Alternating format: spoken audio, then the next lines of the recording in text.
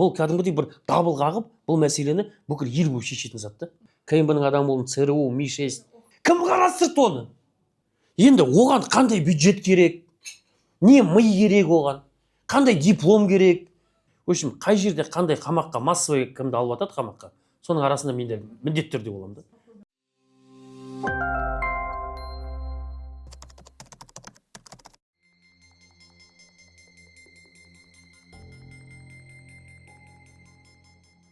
Утилсбор мен бастапқы тіркеу салық жарнасы дейтін автокөліктердің біз мәселесін көтергенде именно шетелге үшінші елдерден келетін автокөліктер бар.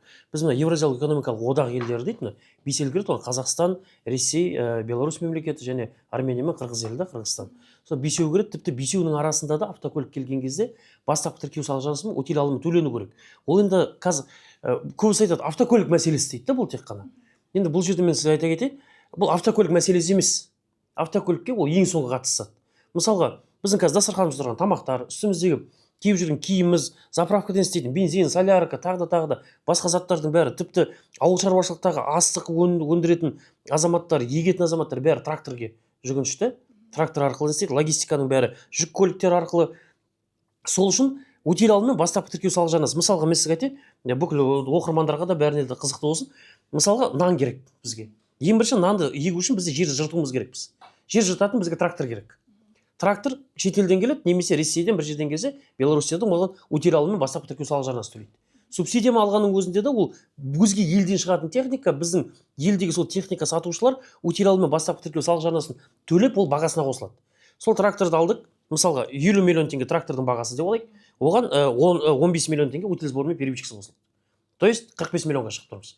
Сосын ол еккен затты ертең өскеннен ору керек. Оған оратын трактор керек. Оның және утилсбор первичкасы бар. Егілген бидайды біздер диірмендерге тасуымыз керекпіз. Бізге ол үшін техника керек. КамАЗ деген сияқты үлкен техника керек. Онда утилсбор первичкасы бар. Апарып тастадық, одан ұн шығардық, ұнды наубайханаға жеткізуіміз керекпіз. Оны газель деген сияқты кішкентай автокөліктер бар, малотоннажды дейді, аз жүк көтеретін. Сонымен апарып наубайханаға жеткіземіз. Наубайханадан піскен нанды сіз алатын дүкенге апаруымыз керекпіз. Оған андай кішкентай автокөліктер бар, нан таситын, оның да утилсбор первичкасы бар. Демек, мына тракторден бастап, 2 трактор, 2 жүк көлігі, 1 кішкентай машина санайтын болсақ, 5 техниканың бәрінің утилсбор первичкасы бар. Сол кезде дүкеннен сіз қолыңызға нанды алған кезде, сіз оның утилсборын, первичкасын, соляркасын, маржасын бәрін қосып тұрып аласыз да. Енді қазір бізде нанның бағасы 200 теңге болса, осы 5 автокөліктің бір нанда утилсборын, первичкасы мысалы 20 теңгеге деген өзінде, елімізде мысалға айтайық нанның бағасы 180 теңге болар еді, осы заттар болмаса. Мен сізге бір арзан күнде қолданыстағы нанның бағасы айтуын әлі дастарханымызда күрішіміз бар, шайымыз бар, суымыз бар, соны бәрін есептейтін болсақ, бәрі логистикаға кіреді. Үстімізде киімнің де, мысалға айтады, жылда бізде неге тауарлар қымбаттауда дейді, неге бізде Қазақстан ештеңе арзандамайды дейді. Неге арзандамайды? Өйткені утилсборды бастапқы тіркеу салық жарнасы есептік айлық көрсеткішке байланып тұр, то есть МРП-ға. МРП өскен сайын осы заттардың да бағасы өседі.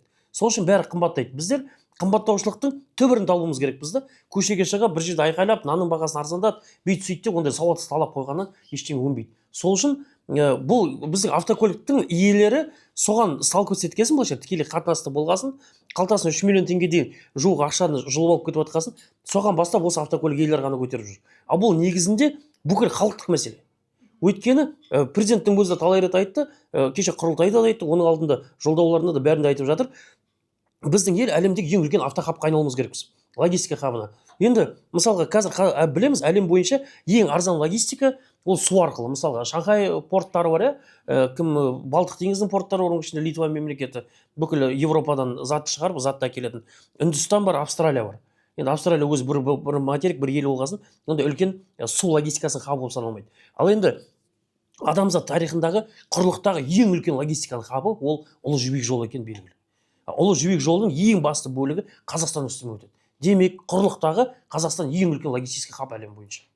Ал енді осы жерде бізде логистиканың бәрі өте тұрып, сондай заттың бәрі бола тұрған жерде бізде көліктердің бәрі жақсы болу керек. Сосын ең бірінші кезекте логистиканың мәселесі болғасын, бұл логистиканың мәселесі бүкіл жерге тиеді. Сол үшін бұл ең басты халықтық мәселе екенін жеткізгім келеді. Ал автокөлік азаматтардың ол ең соңғы тиісетін зат ол.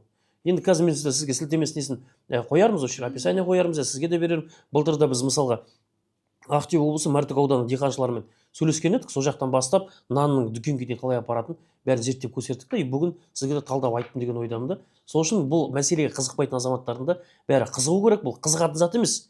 Бұл кәдімгідей бір дабыл қағып, бұл мәселені бүкіл ел болып шешетін зат та. Қазақта сөз бар, шымшық сойса да қасап сойсын дейді да. Енді заңгер болған сөзі, заңгерлікті бітірген кезде енді мына курсовой де дипломный жұмыстар бәрі осы көлік логистикасы, автокөлік туралы болды.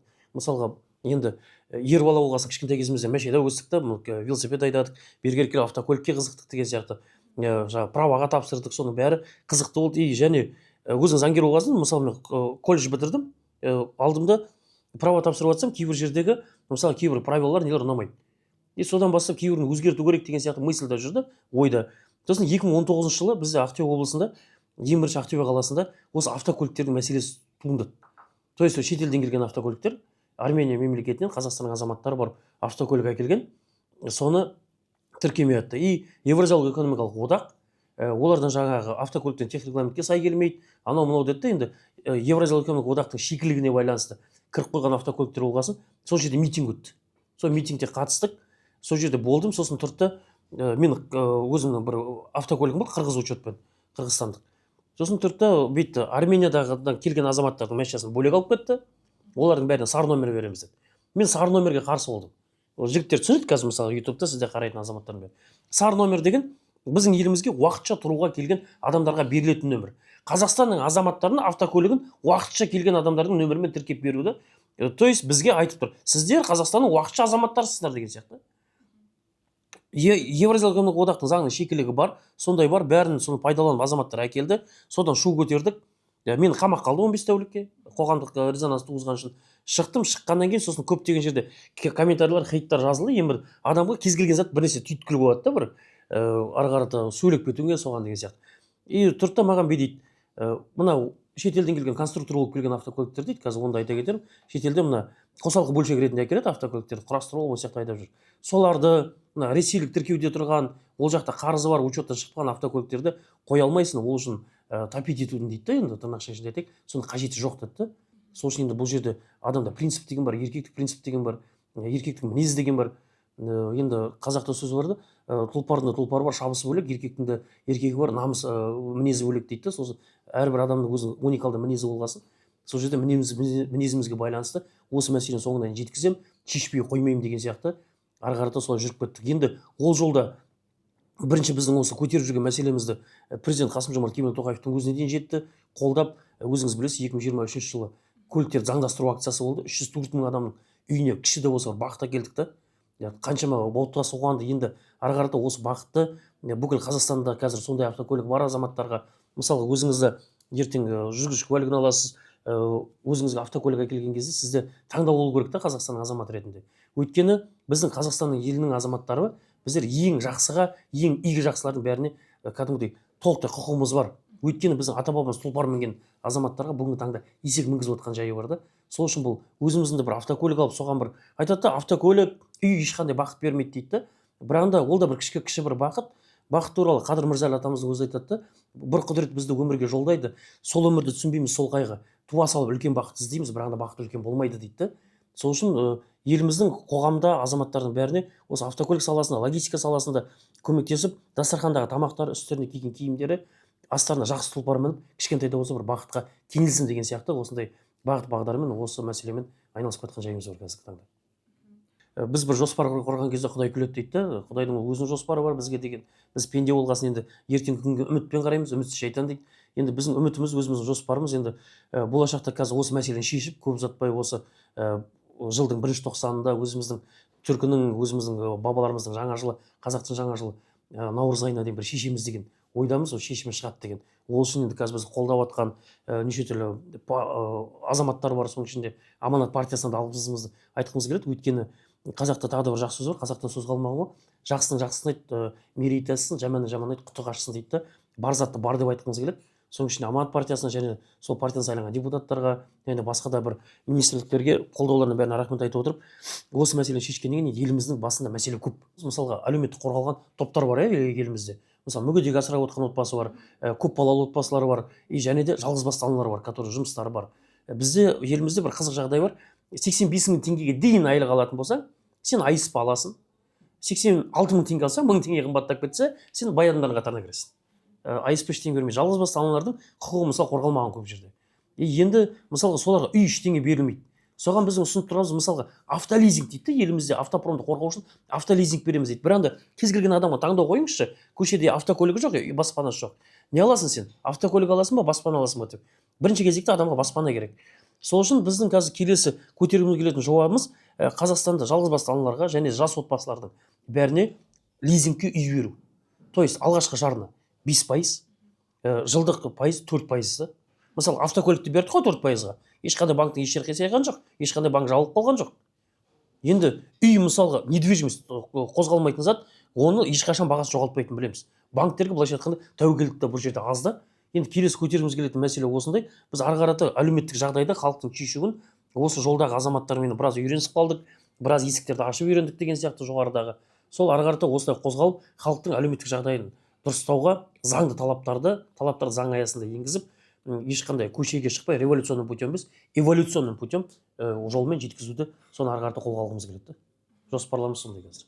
Кешегде 16-17 қарашада Ақтөбе облысында Қазавтожолды қар тазалау. Техника келе жатыр, қардың бәрін жолдың жанынан алып, жолдың үстіне шашып келе жатыр. Енді оған қандай бюджет керек, не ми керек оған, қандай диплом керек, қарды мына жаққа шашу керек, оңға. Обочина ары қарата асфальттың үстіне емес, асфальттың үстіне шашсаң ол қар ериді. Түнде қатады, жол сосын мұз деген болады. Сосын мұз болғаннан кейін ол автокөлік таяды. Тайған кезде жолдан аударылып қалуы мүмкін, аударылса адамның шығыны болу ықтималдығы көп. Енді кешегде дәл осы мәселені Аманат партиясының жанындағы республика сыбайлас жемқорлыққа қарсы іс-қимыл кеңесінің қабырғасына Қазавтожолдың басшыларына қойсақ, біздің өзіміздің регламентпен солай қарастырылған дейді. Кім қарастырды оны? Неге қарастырдыңдар? Қарастырғандар емдету керек емес пе? Және оны емдеткен врач пен молданды емдету керек сияқты. Қалай қарастырып қойды? Желдің бағыты сояқтан болған шығар дейді. Техниканың алдында үлкен ротор деген зат бар. Ол қаншама давлениемен қарды аспанға не шашып келе жатыр. Оған қандай жел әсер етті? Секундына 420 метр ма жердің жылдамдығы. Кім әсер етіп тұр оған? Және видеодан көріп отырсаңыздар, алдында қар тазартып жатыр, екінші соны шашқан қарын тағы да сырғып келе жатыр да жолдың жанында. Кейін қарады, оң жаққа сырғып келе жатыр. Не каламбур, не істейміз бұлар? Сын көтермейді. Қазавтожол алты жолдың бәріне обязательно дәретханалар салу керек дейді. Енді ұлы сөздің ұяты жоқ дейді, адамда потребность болады, табиғатымыз солай. Шығай десек, дәретхана жоқ, дәретхана бар, есігі жабық. Айтады, Қазақойл заправкалары сізге дәретхана ашып қойды дейді. Көке, жеке кәсіпкер неше бар? Ол жеке кәсіп, ол енді ана жерде Қазақойл заправканы салды, дәретханасын салды, болу керек. Тағы да бір нәрселерді обязательно етсек, енді ол бензиннің стоимостіне былайша влиять етеді. Енді Қазақойл заправка жоқ жерде ближайший пункттарды іздеп жүреміз. Мысалға, Батыс Қазақстан облысындағы Сырым ауданы Жымпиты ауылдық округінен ең бірінші қасындағы Ақтөбедегі Қобда ауданы Қобда ауылдық округіне дейін арасы 220 километр. Бұтымызды қысып барамыз ғой екі ортада. Енді істейміз. Сол сияқты міндетті түрде бізде Қазавтожолда сын көп. Әлемде 9-шы орын аламыз. Президент тапсырды, логистиканы бәрі дұрыстаңдар деп. Президент тапсырғаннан кейін барып, Жезқазғанда Ұлытау облысында жолдар нашар екен, енді естеріне түсіп отыр.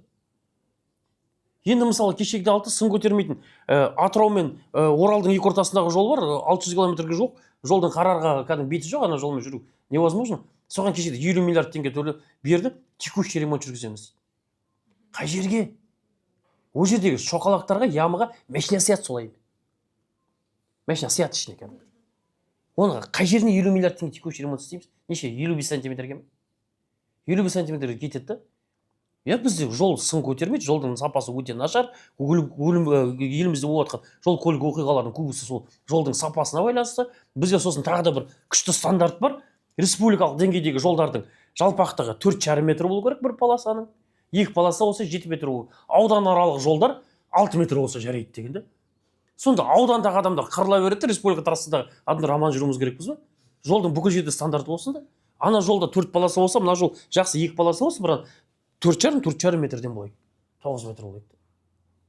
Сол үшін бізде жолды есептейтін адамдар, жолды тазалайтын адамдар, жолды жөндейтін адамдар бәрі бұрын соңды сын көтермеді, әлі сын көтермейді. Оны атын қажы деп қой, мажы деп қой, ештеңе өзгеріп жатқан жоқ. сол үшін бізге ол жолдың саласында қатты тексерістер, жаңағыдай үлкен реформалар, президенттің өзі айтқандай батыл шешімдер қажет ол жерде. Қазақта бір жақсы сөз бар тағы да, қасқырдан ауыз жесе даған, жемесе даған деген да. Бір жерде біреу бір нәрсеге сын айтып жатса, міндетті түрде телефон шыр ете қалады да, саламатсыз ба, полициядан осындай дейсің деген сияқты, прокуратурадан, ұлттық қауіпсіздік комитетінен, әкімшіліктен, сен соған қатысың бар ма, сен баратсың ба, сен келатсың ба деген сияқты. Бір мазаны алатын сондай зат. Сосын белсенділік жолда айтайық, енді ешкімді қорқытқымыз келмейді, бірақ белсенділік жолда бірінші атың қараланады да көбіне көп. Жаңа билік өкілдерінің, үкімет тарапынан саған көзқарастары басқаша болады. Қамаққа алындым, қаншама рет қамақта болдым, қаңтар оқиғасы кезінде де қамаққа алындым. В общем, қай жерде қандай қамаққа, массовый кімді алып жатады қамаққа, соның арасында мен де міндетті түрде боламын да. Сол үшін бір белсенді жолда айтайық, енді қызығы мен шыжығы бірге жүретін зат. Енді белсенді жол олай оңай зат емес. Енді кім Әлихан Бөкейхан атамыз айтқан екен де кезінде, ақ түйдем болғанша қазаққа еңбек етуге тынбаймын деп. Сол сияқты енді біреу үшін жаңағы бұл сөздер, Әлихан Бөкейхан сөзін қайталау, немесе ақ түйдем қалғанша елге қызмет жасаймын, еркек тоқты құрбандық деген Рысқұлбеков атамыз айтқан сияқты біреу үшін популистік сөздер болатын шығар, бірақ ол әркім өз ойынан хабар береді дейді. Елімізді, жерімізді шын сүйгеннен кейін, бұл елде менен басқа ешкімге керек емес болғаннан кейін, тек ол біздің ел болғасын, тек маған ғана керек, және сізге, тағы да осы елдің азаматтарына керек. Сосын тағы да екінші фактор, бұл елдің ішінде көптеген затты күнде көруге үкіметтің өзіне мәжбүрлеп қойды деуге болады. Мен невыездноймын, елден шығармайды. Бірақ өзіміз әзілдейміз да, бір елдің асылдары сияқтымын да, елден шығармайды да. Сол үшін елдің ішіндеміз, көптеген мәселені көресің, көре тұра, әділетсіздікті көре тұра білмеймін, шыдай алмаймын. Оған жаңа президенттің өзі айтқан сияқты, кез келген қылмысқа әділетсіздікке нөлевой терпимость болу керек та. Білемін, мен өзімде бір обидный зат бар, өзім Ақтөбе облысы Темір ауданынанмын, Кеңгияқ деген жердікмін. Мысалға ауданда мен азаматтар үшін бір істеген заттарымызды бұлдамаймыз, бірақ да бір нәрсені істейсің, айтасың, тағы да бір сөз бар еді қазақта, мыңдаған сіз бізден гөрі бір шыж бір жақсы деп та. Сол сияқты кейде мен ауданымда бір көшенің қарын барып, екі арбамен шығарып тастаған азаматтарға, или тағы да мен білемін олардың еңбектері қандай екен. Соларға бір бет былайша айтқанда қағаз грамота беріп жатқан кезде, ауданның атынан шығып, ауылдың атынан шығып, сондай бір мәселелерді көтеріп республикалық деңгейде айтып жүрген кезде, бір әке шешесінен бір молодец деген бір қолдауды күткен бала сияқтысында, маған мысалға айтайын, Қазақстаннан көптеген азаматтар жазып жатады, қолдап жатады әрбір облыста. Қолдаулары бәрі ыстық.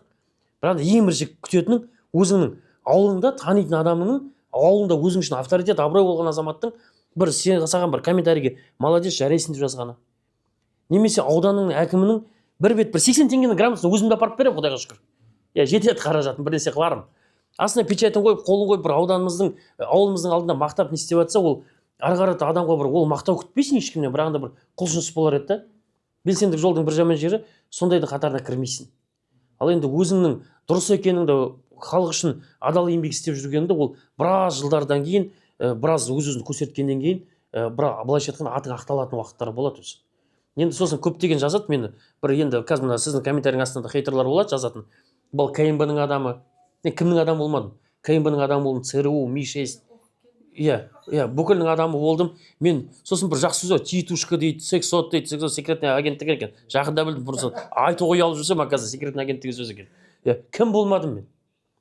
Жаза берсін, пожалуйста. Мені үкіметтің адамы деу, соңғы кезде комплимент. Үкімет маған целый бір механизм, аппарат, мені қарап, мені өздерінің қатарына алып, мені осындай жерге салып жіберетін болса, ол үлкен комплимент. Сосын айтады, ақшаға сатылып кеткен дейді. Егер де менің бағамды біліп, мен ақша предлагать етіп, сондай бір үлкен сум предлагать етіп, ол да комплимент. Адамның бағасын білу. Ана сөз бар ғой, тамадалар айтып жатады ғой, өнер сатылмайды, бағаланады деген сияқты. Сол сияқты енді бұл өмірде ақталып, мен мұндай емес, мен сондай емес, ананың адамы деудің қажеті жоқ. Әрбір адамның өзінің істерімен көрінеміз. Амандық болса, бәріміз сол ақыретке барған кезде сол шындық сол жақта ашылады да. Сол белсенділік жолда сондай артыңнан неше түрлі қауесет сөз еру, қудалау, қамалу, соның бәрін шыдап білсең, міндетті түрде жемісін алып, сенің сөзің айтып жүрген ақиқат екені қазір біздің таңда жоғарыдың бәріне жетіп жатыр, сол сияқты жетіп, міндетті түрде жемісін көресің дейді. Сол үшін айтқым келеді, белсенділік жолды бастап жүрген азаматтар, немесе сондай комментарийлер жазылатын еститін болса, қазақта тағы да жақсы сөз бар. Тірі кезде адамның сөзден аманы жоқ, өлгесін адамның жаманы жоқ дейді. Сол бір-бірімізді тірі кезімізде сыйласып, тірі кезімізде қолдау білетін болсақ, онда міндетті түрде елімізде бұндай мәселелер туындамас еді. және міндетті түрде ол мәселелердің бәрін жеңетінімізге білемін да. Белсенді жолдың бір қиындық жері сол. Зұлымдықтың алдында үндемеу, сол зұлымдықпен келісу дейді да. Сен үндемеумен сол зұлымдықты мадақтап жатсың да. Мысалға, ғалымдардың біз дұрыс емес екенін білемін, материалымен бастапқы тіркеу салық жарнасы ешқайда кетпейді, ол бюджетке жаратылмайды. Бұрын соңды мысалға утиль алымы то оператор роп дегенге түсетін болды. Қазір енді модно болып кетті ғой, Назарбаевтың отбасына түсетін болды деп айту. Тағы да айтайын, және айтайын. Қазір модно, ол үшін ешкімді қудалап жатқан жоқ. Бұрын соңды айтып жүрдім. Мысалға, сол просто адамдардың аттарын айтып тұрмын. Сол жаққа түсетін болды. Қазіргі таңда тоже ауа жасыл даму дегенге түседі. Ол экологияға жаратылып жатқан жоқ. Заводтар салынып жатқан жоқ. Бастапқы тіркеу салық жарнасы 105-429 деген КБК-ға түседі. Бірақ ол айтылады, бюджетке түсетін алым, бірақ бюджетті толтыруға арналмаған дейді. Мына су осының ішінде құюға арналған, бірақ бұның үшін толтырып тұр деп санай алмаймыз. Бұл стакан әлі пустой болып саналады деген сөз да. Логикаға сыймайды да, адамдық логикаға. Сол үшін соны осындай бүгін осымен келіссек, ертең тағы да үлкен бір мәселе келеді.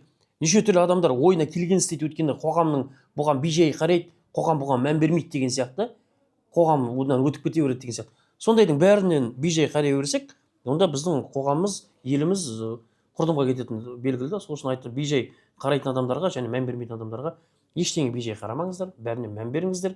Кез келген затты өзіңіз ой елегіңізге салыңыз бірінші, сосын екінші телефоныңызды күнде кешкісін кіріп алып әлеуметтік желіден неше түрлі затты қарауға 20 минут уақытыңызды арнайтын болсаңыз, соның қасына қосымша 2 немесе 5 минут уақытты заңды оқуға, сол заттардың қаншалықты дұрыс емес екеніне, өзіңіз талабыңызды заңға сыйғызуға бір жерге 2-10 минут уақытыңызды бөлсеңіз, сізде заңды талап пайда болады. Сосын Құдайға шүкір, қазір e-өтініш деген портал бар. Ерінбеңіз, күнде жаза беріңіз. Сол кезде елімізде ол затқа ешкім бейжай қарамайтын және мән бермей, немқұрайлы қарамайтын білгеннен кейін міндетті түрде жақсы шешімдер шығатыны белгілі.